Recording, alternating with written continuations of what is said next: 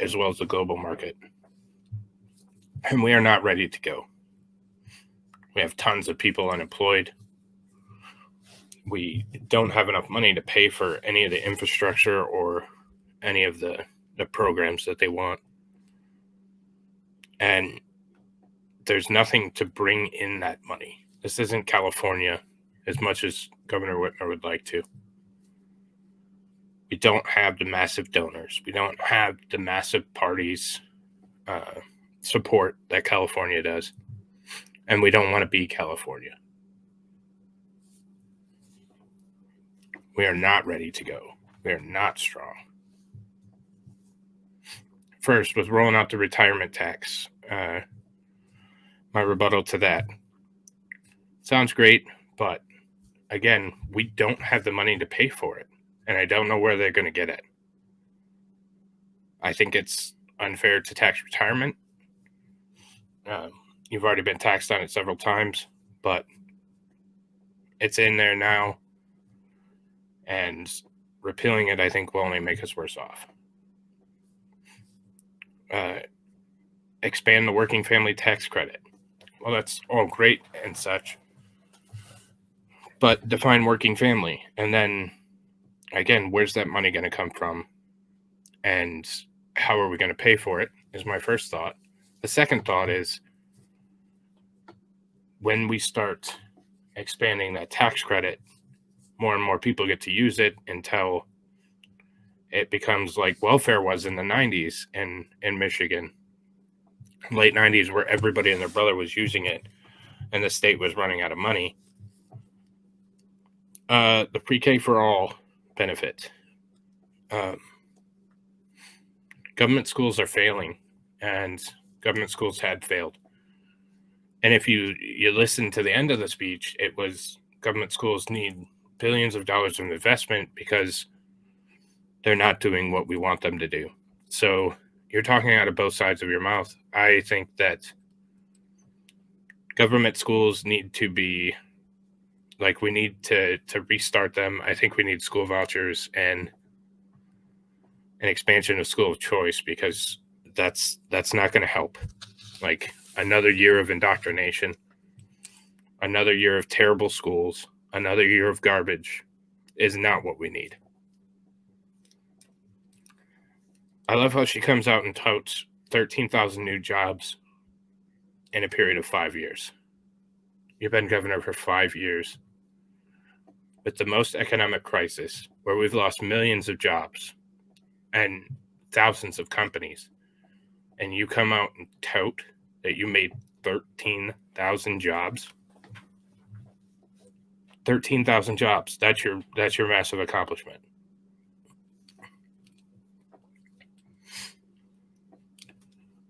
When we get to the wind and solar, it doesn't work. It's a nice thought. We don't have the technology to make it viable at this point. Stop. You're hurting businesses. You're driving up energy prices, and you're removing availability. Stop. When I take my drive up to my cabin in the spring and summer months, there are windmills everywhere, littering the landscape, looking terrible. And oh yeah, we use tons of gas, tons of fuel to go ahead and transport them up to where they're going, which is, in the middle of the state. And they have such a short life that when they're taken down, they're recycled, or they're supposedly supposed to be recycled, but they're not being recycled. They're being solely placed in landfills. And I saw some reports where the impact differential is so one-sided on if you're going to use the carbon standard that it's ridiculous. The Michigan Reconnect 25 to 21, I didn't know about this program. I think if you can use it for technical education, then maybe. I'd like to see some kind of cap or subsidy on on schools because schools getting incredibly inexpensive and incredibly inaccessible. And I think it would be better to check the 15 colleges and universities that are here and not allow them to gouge on something that a lot of people don't need. Then we get into the woke agenda, where we're going to be an abortion sanctuary. I would like to tell you that, and many of you already know, you're in Michigan, a very large portion of this state is Republican. A very large portion of this state is red. Again, you don't have the overarching support for abortion like you do in California. The gay marriage thing, marriage is already legal. They want to push it further. You talk about slippery slope. They want you to be able to marry your cow, or God forbid, bring it to children. They want to expand the Rights Act for transgender individuals. We know what that's doing to the rest of our country. And I think we have a morality issue in this once great nation, and it's sad. And I think that leaders like her push immorality and impropriety and make things like preying on children acceptable, and that shouldn't be acceptable, and none of us want that here. It's pure evil. Again, we don't want to be a sanctuary state for anything but the Second Amendment.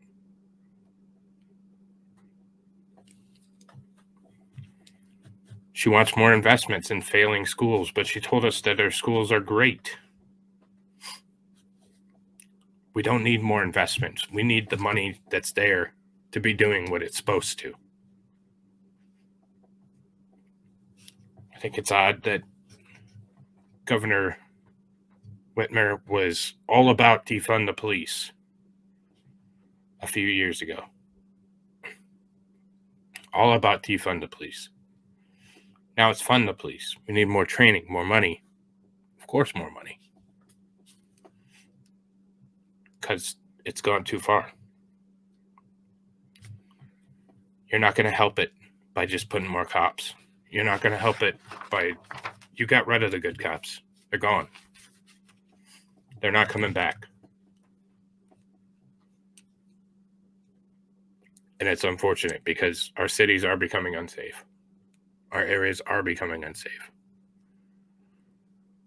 I've seen more security at our local Meijer grocery shopping than anything I've ever seen before. Like, it's insane. And you know they're losing money because you can see the reports. Then we get into the I'm going to jump around just a little bit. We get into the Michigan Infrastructure Office. So we're going to use these funds for the most efficient infrastructure.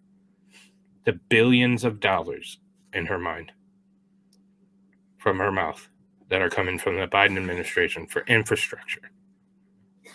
And what are we going to do? We're going to build a Michigan Infrastructure Office to handle it. So more bureaucracy, more worthless salaries, more waste, fraud, and abuse, and less roads get done. Smart roads, what does that mean? What the hell is a smart road? Why does everything have to be smart? Why don't we make it work? Then we can worry about upgrading it to smart. And then, of course, no lefty lunatic speech would be complete without climate change. We have far bigger problems than climate change, even if climate change is a huge problem. And I'm conceding a large group of territory there with the if it is. Because I don't believe it is. Even if it is, we have more pressing issues and things that need addressed first. I'm going to address the gun control next, because, of course, don't let a good tragedy go to waste. And we're starting to see more. We're in the 25th day, and I read a report that said we've had 39 mass shooting events. It's odd when they start pushing it again. They start going up. So she wants straw purchases to be illegal. That's, they already are. Straw purchases are already illegal unless you're Hunter Biden and your dad's president and you throw it in a dumpster by a school. Operation Safe Neighborhoods.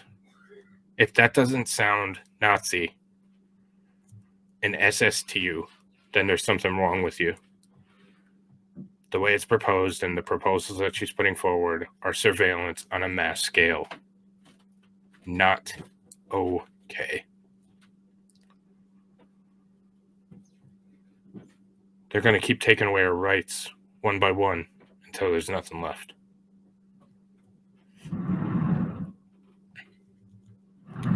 We have universal background checks on there.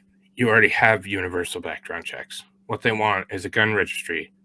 So when they get to it, they can come take them all. No, thank you. Safe storage laws.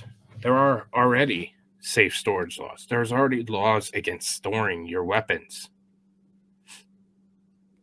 And anybody who's a responsible gun owner would do it. Would absolutely do it. Yeah, there are some scenarios, such as in Oxford, where, but we talked about this the other day, and I remember distinctly growing up, and we had 2-3 dozen guns on the wall or in a case at the end of the hallway, unlocked. Like, this kind of thing didn't happen when I was a kid. Nobody went and shot anybody. We need more people that are armed. We need more. We need more people that will stand up for our rights. Shall not be infringed. They took a black marker and just completely crossed that out. Shall not be infringed.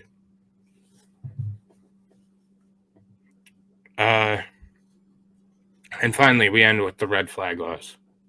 The Democrats want to say that's a boogeyman, that we're just making it up and they're just to stop people from creating mass casualty events. Well, the FBI has interviewed or had contact with most, if not all, of the recent mass shooters. These are not unknown people. They're not people that we haven't had contact with. They can't do it. They screw it up anyways. So why am I going to give up my rights because my neighbor doesn't like me? It's beyond infuriating. So not to be surprised, it was yet another speech where the DNC and the current administration had a definite hand in everything that she said and did. The optics to the actual nature, they were all set up and scripted heavily. This was a vault to president status. This was, can we do it in a purple area? We know we can do it in blue. We know we can make it happen in California, but can we in purple? Can we do it here? Because if we can do it here, we can replicate and we can move on to other states in the union. It has to end. We have to stand up. This is the last bastion of freedom. We are the state that determines if it's going to continue to roll into others. We must push back. We must take the slings and arrows, or we'll have no rights. I, for one, friends, am terrified of the direction that we're headed. And I think unless we have enough good people that stand up and don't let this happen, we're all doomed.